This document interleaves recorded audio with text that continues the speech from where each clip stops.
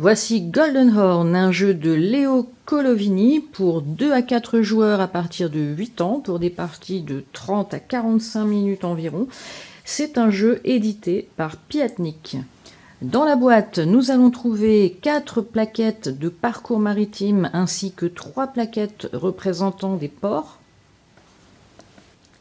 4 entrepôts, un par joueur, avec chacun sa petite flottille de 3 navires. Si l'on regarde par exemple cet entrepôt de plus près, nous pouvons voir qu'il figure un blason représentant des fleurs de lys. Dans le fond de l'entrepôt, nous voyons 3 navires. Chaque entrepôt va être associé à un navire contenant une couleur de voile unique, un navire contenant 2 couleurs de voile et un navire contenant 3 couleurs de voile. Dans le cas de celui-ci, le navire à couleur unique sera rouge, le navire à 2 couleurs sera jaune et rose, et le navire à 3 couleurs sera orange, bleu et vert. Quand nous allons construire les navires, il faudra donc bien veiller à les associer à l'entrepôt correspondant et également à associer les voilures avec les coques correspondantes.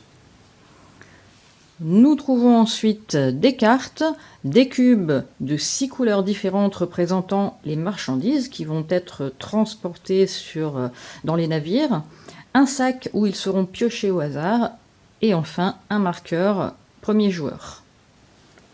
Voici le parcours disposé pour une partie à 4 joueurs. Je vous montrerai en fin de vidéo règle la disposition pour une partie à 2 joueurs et la disposition pour une partie à 3 joueurs.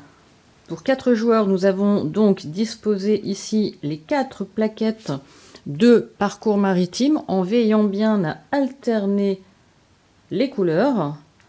Au centre, nous avons placé le port grec de Modone et aux 2 extrémités le port italien de Venise et le port turc de Constantinople. Chacun des joueurs reçoit un entrepôt avec les 3 bateaux qui lui correspondent ainsi que 5 cartes. Le reste des cartes est placé sur la table face cachée, c'est la pioche. Nous disposons 9 cubes piochés au hasard dans le sac sur chacun des ports situés aux 2 extrémités. Nous attribuons enfin le marqueur premier joueur au joueur le plus âgé et la partie va pouvoir commencer. Dans Golden Horn, les joueurs vont incarner des marchands à l'époque de la route de la soie. Ces marchands vont faire le commerce de marchandises précieuses entre l'Italie et la Turquie. Le gagnant sera le joueur qui aura réussi à entreposer le plus grand nombre possible de marchandises et les marchandises les plus diversifiées possibles. À chaque tour de jeu, un joueur va tout simplement choisir un de ces navires et le faire progresser d'au moins une case sur le parcours. En début de partie, les joueurs vont pouvoir décider duquel des 2 ports ils vont faire partir chacun de leurs navires. Par exemple, le premier joueur pourrait décider de faire partir ce navire du port de Venise. Avant de partir, le bateau va se charger en marchandises en respectant 3 règles. La première règle est que un navire ne peut pas embarquer de marchandises de la même couleur que ses voiles. Par exemple, ce bateau ne pourra pas embarquer de cubes verts, ni de cubes rouges, ni de cubes jaunes. Deuxième règle, un navire va devoir embarquer des cubes d'une seule couleur.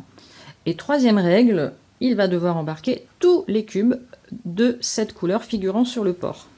Alors par exemple, ce joueur peut choisir de charger son navire avec les 3 cubes oranges qui se trouvent sur le port. Il fait ensuite avancer son bateau d'une case. On recharge immédiatement le port avec 3 nouveaux cubes piochés au hasard dans le sac.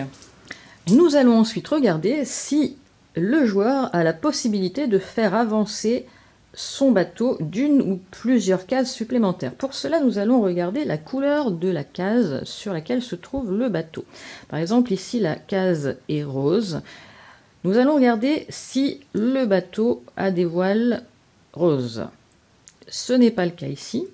Si ce navire avait une voile rose, il aurait pu avancer d'une case de plus. Il ne peut donc pas le faire, sauf si le joueur possède une carte rose. En effet, l'une des deux fonctions des cartes va être de faire souffler le vent dans les voiles du bateau en défaussant tout simplement cette carte. C'est ce que fait ce joueur qui peut donc avancer d'une case de plus. Nous regardons de nouveau la couleur de la case, elle est orange. Le bateau n'a pas de voile orange. De la même façon, le joueur regarde s'il a une carte orange en main, qu'il va pouvoir de nouveau défausser pour faire souffler le vent. Le bateau avance donc d'une case supplémentaire. Nous regardons de nouveau la couleur de la case, elle est verte. Le bateau a une voile verte, il peut donc encore avancer d'une case de plus. La case est rouge, le bateau a une voile rouge, le bateau avance. La case est bleue, le bateau n'a pas de voile bleue. Est-ce que le joueur a une carte bleue? Il n'en a pas. Son déplacement va donc s'arrêter là. Bien entendu, le joueur n'est pas obligé d'utiliser les cartes qu'il a en main pour faire avancer son bateau. Il peut très bien décider de stopper la progression du bateau, même si celui-ci pourrait avancer davantage. C'est au tour du second joueur qui a repéré que sur le port de Venise se trouvaient 3 marchandises bleues qu'il va décider d'embarquer au moyen de ce navire. Il va donc le charger de cette marchandise. Il peut le faire puisque son bateau n'a pas de voile bleue. Le bateau avance d'une case. La case est rose, le bateau a une voile rose, le bateau rebondit sur la case suivante qui est orange. Le joueur regarde s'il possède une carte orange, il en a une, il la défausse. Le bateau avance d'une case supplémentaire, c'est la case verte, le joueur a une carte verte, il l'utilise. Il arrive sur une case rouge, il a également une carte rouge. Alors attention, une case ne peut pas contenir 2 navires. Cependant, ce navire n'est pas bloqué, il va tout simplement passer au-dessus du navire pour atteindre la case jaune. Le joueur n'a pas de carte jaune, mais une de ses voiles est jaune. Le joueur peut donc avancer jusqu'au port de Modone, où il est en revanche obligé de s'arrêter. Alors, quand un navire arrive à Modone ou dans l'un des 2 autres ports, il va pouvoir se recharger en carte.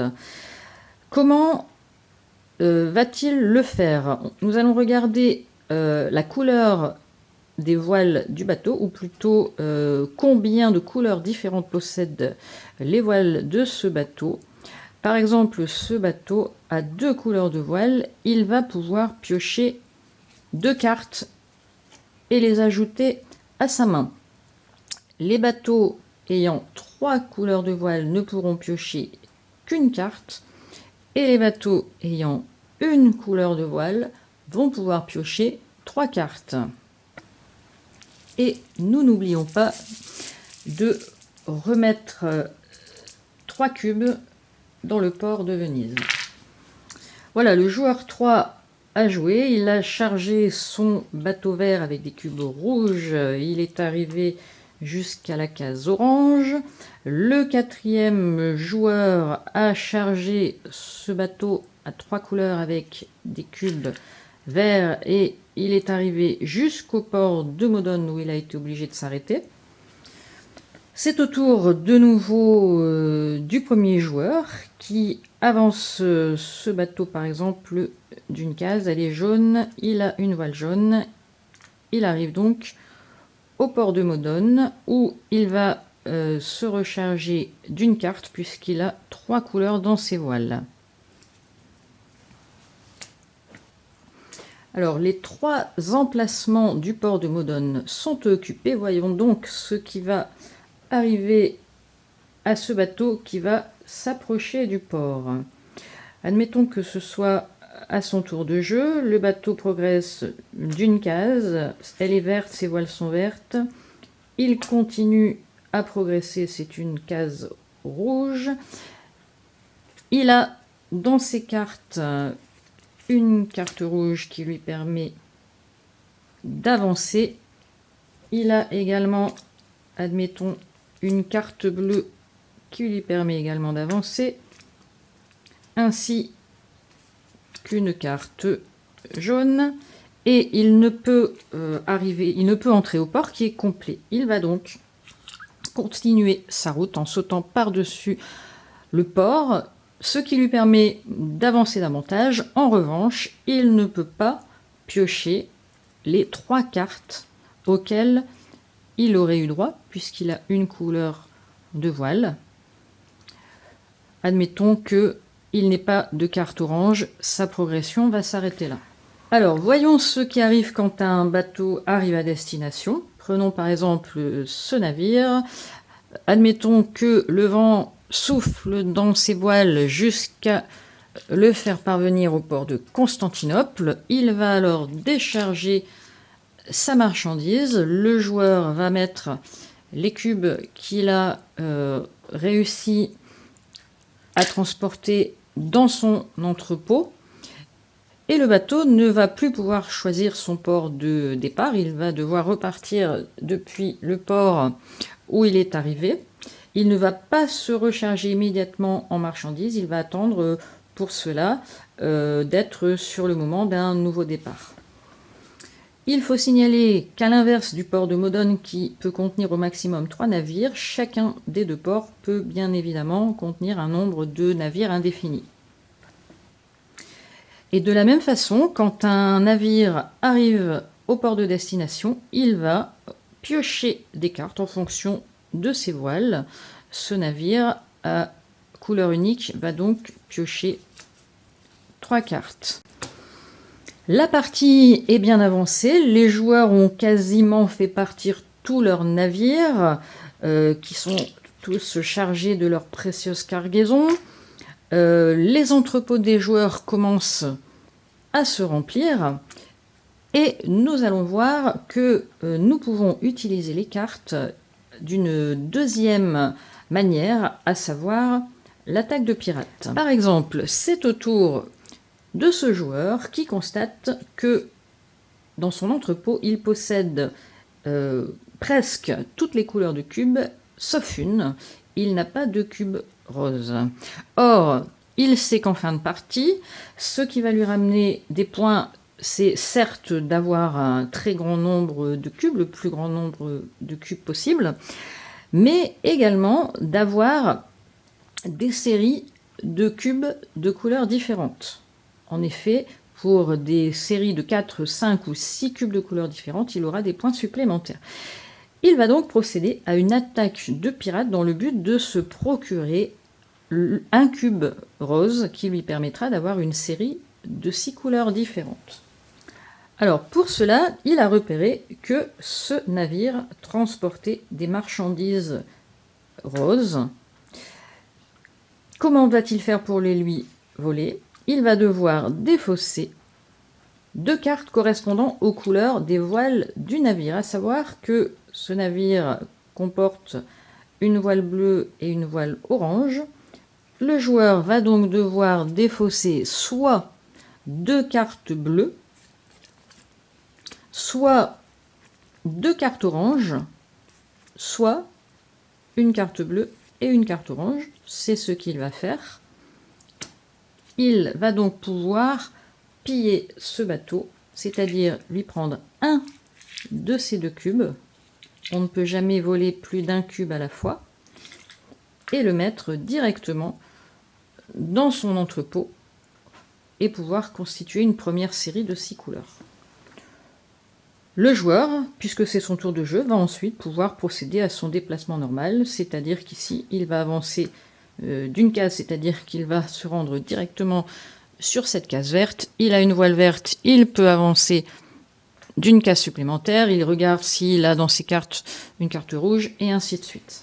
Alors attention, on ne peut pas procéder à une attaque de pirate sur un bateau qui ne se trouve pas en mer. On ne peut pas attaquer un bateau qui se trouve dans le port de Modone ou dans un des ports de Venise et de Constantinople.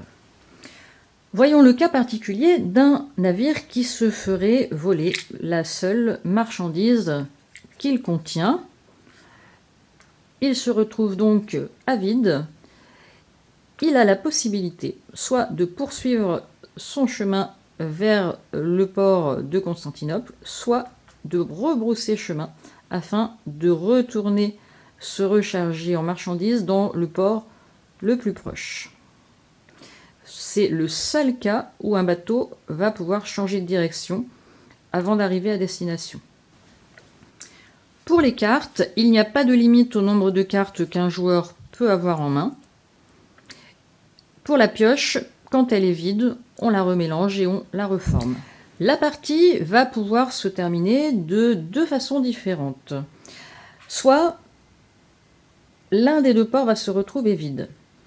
En effet, quand le sac est vide, on continue à jouer, même si on ne peut plus alimenter les ports en marchandises. Et la partie va prendre fin quand l'un des deux ports sera vide. Le tour va se terminer. C'est le joueur situé à la droite du premier joueur qui va jouer le dernier. Et on va procéder au comptage des points. La deuxième fin de partie possible est la suivante. À partir du moment où un joueur va se retrouver avec au moins un cube de chaque couleur, il va avoir le droit de mettre fin à la partie. Il va pouvoir décider que la partie se termine. De la même façon, le tour de jeu va se terminer. C'est le joueur situé à la droite du premier joueur qui va jouer le dernier. Et de la même façon, on va compter les points. Alors attention, le joueur qui décide de mettre fin à la partie de cette manière ne va pas forcément gagner la partie. Il va falloir compter les cubes et les bonus obtenus. Ce joueur prend donc un risque en décidant de terminer la partie prématurément. Pour compter leurs points, les joueurs vont commencer par compter combien de cubes ils ont amassés dans leur entrepôt. Par exemple, ce joueur a accumulé 6 et 5, 11 et 4, 15 et 1, 16 cubes, ce qui lui fait 16 points. Et ensuite, le joueur va se voir attribuer un bonus de 4 points pour chaque série de 6 cubes différentes. Ici, le joueur a une série de 6 cubes différents, ce qui lui fait 4 points.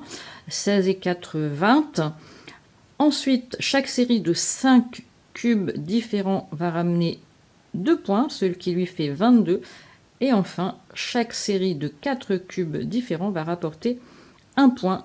Ce joueur termine donc avec 23 points. En effet, les séries de 2 ou 3 cubes différents ne rapportent aucun point.